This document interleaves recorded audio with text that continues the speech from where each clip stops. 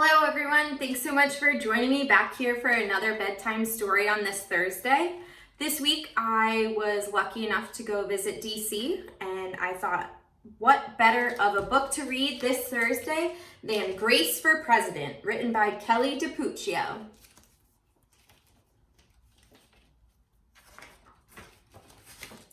Grace for President.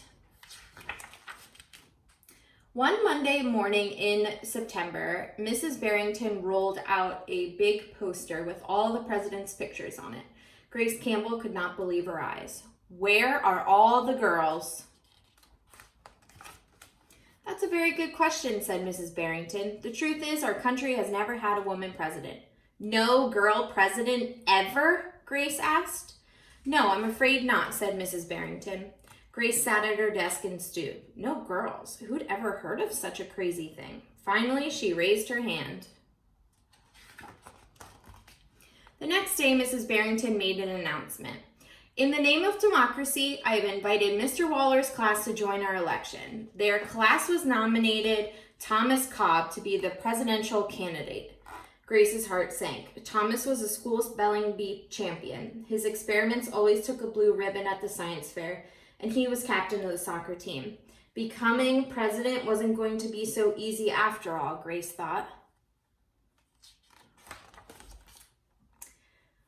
The teachers put the names of the 50 states and the District of Columbia into a hat. Everyone except for Grace and Thomas got to choose a state.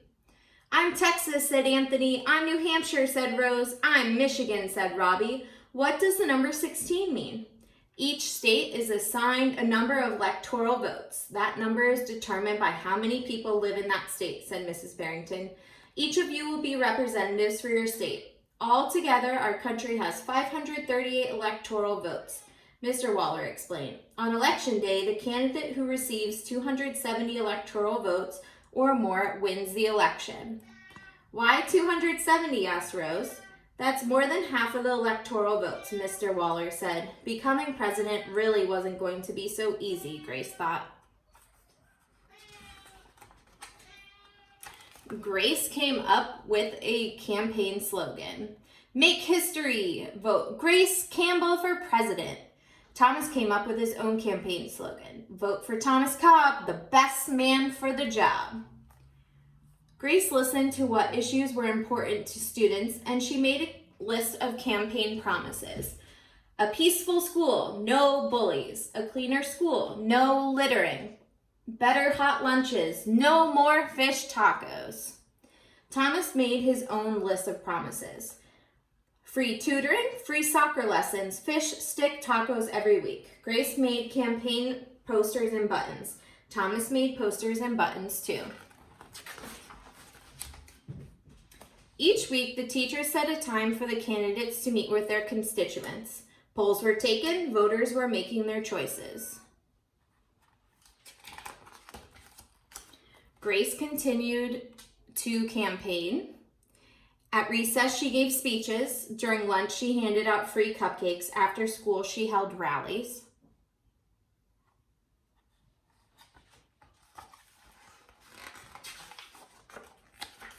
Meanwhile, Thomas was worried. He had clearly calculated that the boys held slightly more electoral votes than the girls. At recess, Thomas studied his spelling words. During lunch, he worked on his latest science experiment. After school, he played soccer.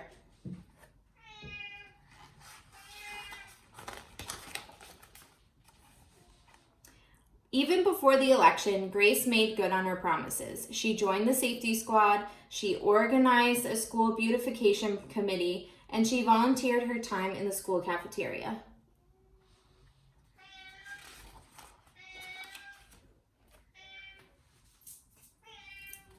In early November, Woodrow Wilson Elementary hosted a special Election Day assembly. Grace and Thomas took their places on stage as the school began to play. Henry was the representative to approach the microphone. The Yellowhammer State of Alabama casts its 9 electoral votes for Thomas Cobb. The last frontier state of Alaska casts its 3 votes for the best man for the job, Thomas Cobb. The Grand Canyon state of Arizona cast its 11 electoral votes for Grace Campbell.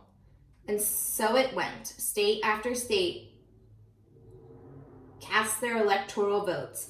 The scoreboard in the gymnasium kept track of the totals. The voting demonstration was quickly coming to an end. Clara approached the podium. The Badger state of Wisconsin cast its 10 votes for my best friend, Grace Campbell. Grace looked at the scoreboard. Thomas had 268 electoral votes. She had 267. There was only one state still unaccounted for: Wyoming.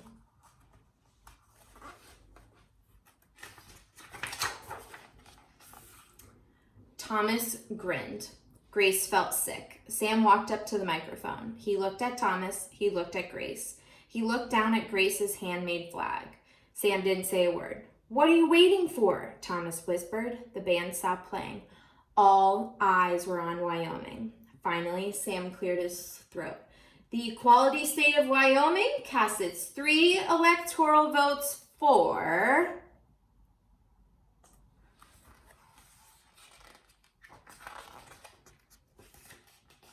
Grace Campbell. The gymnasium erupted in loud cheers and a few boos.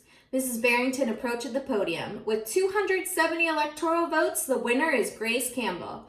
Thomas looked stunned. Grace hugged Sam. "Why did you do it?" she asked. Sam handed Grace his flag. "Because," he said, "I thought you were the best person for the job." The following week, students in Mrs. Barrington's class were prepping for their career day presentations. Grace volunteered to go first. She stood at the front of the room and glanced at the poster still hanging on the wall. "My name is Grace Campbell, and when I grow up, I'm going to be the President of the United States." This time, everyone believed that she would. And that is the end of our story. Thank you so much for joining me on this beautiful Thursday night. I will see you next week for another bedtime story. Sweet dreams.